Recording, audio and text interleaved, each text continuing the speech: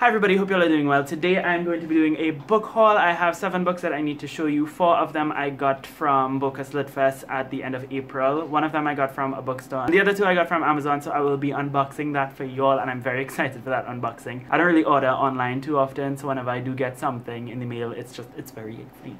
Okay, so starting off with the 4 books that I got from Bocas. If you would like to see more videos that I did for Bocas, I will link the playlist up here. I also mention all of these books in those videos, so definitely go and check that out. But the first book I picked up was Brixton Rocked by Alex Wheatle. I went to his event and he was absolutely amazing. Unfortunately, I didn't get to meet him in time for him to sign my book, but this is set in South London in the 1980s and is following Brenton Brown. He's a 16-year-old mixed-race boy, and he has been living in foster care for his entire life until he gets out and he finally meets his mother for the first time. Unfortunately though, he ends up falling for his newly acquainted half-sister, and he also runs into an arch nemesis who's trying to kill him or something like that. So a lot of things going on in this book. I think music is a heavy influence in it as well. If you watch the video that I did about Alex Wheatle and the event that I went to, this kind of is inspired by his life because he grew up in the same area that this book is set in, and he was heavily involved in music. He's also Jamaican British, which is why he was at Bocas, so I'm very much looking forward to checking out this book and seeing what I get out of it. It is YA contemporary, but it seems to be a bit different from what I usually read, so I'm looking forward to this one. And I actually never read anything set in London before,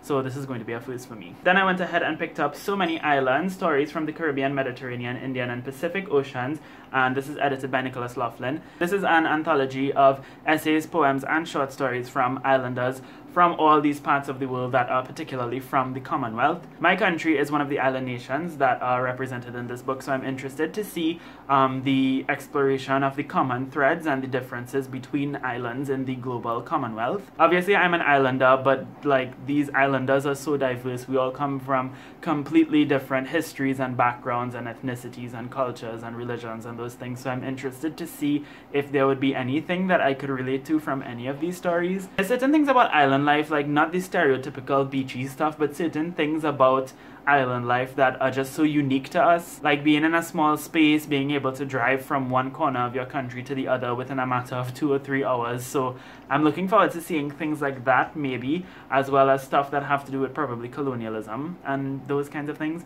I really don't know what to expect from this book, but I have high expectations either way. And I did get the Trinidadian author, her name is, I forgot her name, Tracy Assing. She signed the front for me, and she's actually an indigenous author, so her story is based on representing the indigenous community of Trinidad, which I really like because they do not get enough rep in any sort of Trinidadian media, the little Trinidadian media that we do have. And I also got the Grenadian author, who is at Bocas as well, to sign his story for me, so that was pretty cool. Then I got the Luminaries by Eleanor Catton. This is a historical fiction literary mystery novel set in New Zealand, and it's heavily based off of astrology, and that's pretty much everything I know about this book. And it won the Man Booker Prize in 2013, so there was this kind of Man Booker event going on, and the author they invited for that at Bocas was Eleanor Catton. So she came and she talked about the book, and she was really amazing. I absolutely adore her. And I don't know about you, but to me this is kind of a big deal because I got a Man Booker Prize winning author to sign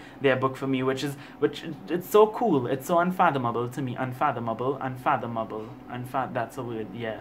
Okay.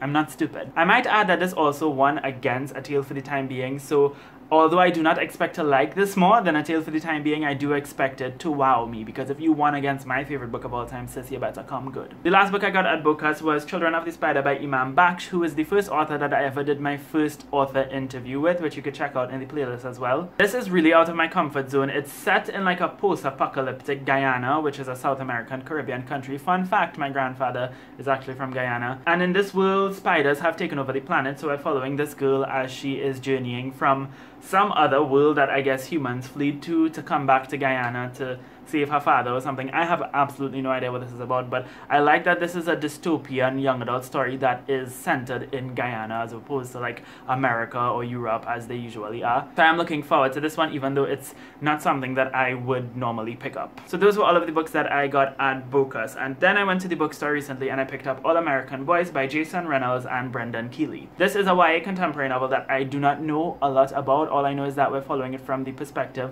of 2 teenage boys, Rashad, Rashad, who is African American, and Quinn, who I believe is white, and their perspectives are both respectively written by Reynolds and Keeley. I think Rashad is abused by a police officer and Quinn is a witness to that, and it's about how both of them deal with that particular situation. It addressed privileges and oppression and race in the United States and police brutality. I've heard amazing things about it, so I'm hoping to read this one soon. I'm thinking to hold it off until Booktubeathon though. And now on to the part of this video that I am most excited for, and that is the unboxing. As I said, I got 2 books from Amazon. One of the books is my most anticipated release for the year, and the other book is one that I picked out for the Book Hangover book club for the month of June, and they already had the live show, so this kind of got here a bit late, but I'm still going to read it hopefully by the end of June. We'll see, because I'm in the middle of 5 other books right now. But yes, let us unbox this together. I really don't know how to do this. Oh, pull the tab, make my life easy, thanks. Oh, that's so satisfying. Okay, it didn't go all the way through. Oh, that's okay, we still have access. Okay, so this is the book that was for Book Hangover. It is The Kiss Quotient by Helen Huang. All I know about this one is that it's an adult romance story, and the main character is on the autism spectrum, and her love interest, who's actually a male escort, is half Vietnamese, and I know that both of those representations, I believe, are own voices. So I'm interested to see how that plays out in the context of this romance story. It's a bit... I could read this by the end of the month, yeah. I've heard amazing things about this. Everybody has been rating it like 4 or 5 stars, so hopefully I feel the same way. I don't typically read adult romance, but who knows, maybe this might be a game changer for me. And the next book is probably the book I'm most excited for. It's so pretty! It is Mariam Sharma Hits the Road by Sheba Karim. You would recall Sheba Karim had written this book. Where is it? So Sheba Karim wrote That Thing We Call a Heart, which I read last year. I gave this like 3.5 stars. I liked it, but what prevented me from loving it was the fact that it was a bit too short. I recall saying that I wish this book was at least like 50 pages longer, and I think this one is about 50 pages longer than this one, so hopefully it meets the standards that I expected to. I think what really is drawing me towards this book is the fact that it's about 3 Muslim teens and one of them is gay, and I've never really seen that kind of narrative explored in a book before, and that is a very tough and touchy route to go down, and I'm definitely interested to see how this author handles that. But we're following Mariam Sharma and her 2 friends. All of them are Pakistani-American Muslim teenagers, I believe, and they take a road trip from New York City to New Orleans because I believe Mariam wants to reunite with or confront her father, who she's been estranged from a while. I could be completely wrong, but that's what I remember it's about. I think I might just jump into this one not really knowing or caring much, because I'm just so excited for this book, y'all. And so yeah, this is my very small, humble little book haul that I am quite happy about. If you've read any of these books, obviously I'd love to know your thoughts on them in the comments down below. While you're at it, please make sure to give this video a thumbs up if you like it and subscribe to see more. And you could also hit the little notification bell so you know every time I upload. But yes, that's going to be it for this video. I'm very excited. Thank you all so much for watching. I hope you have a lovely, lovely day, and until next time, inshallah, keep reading.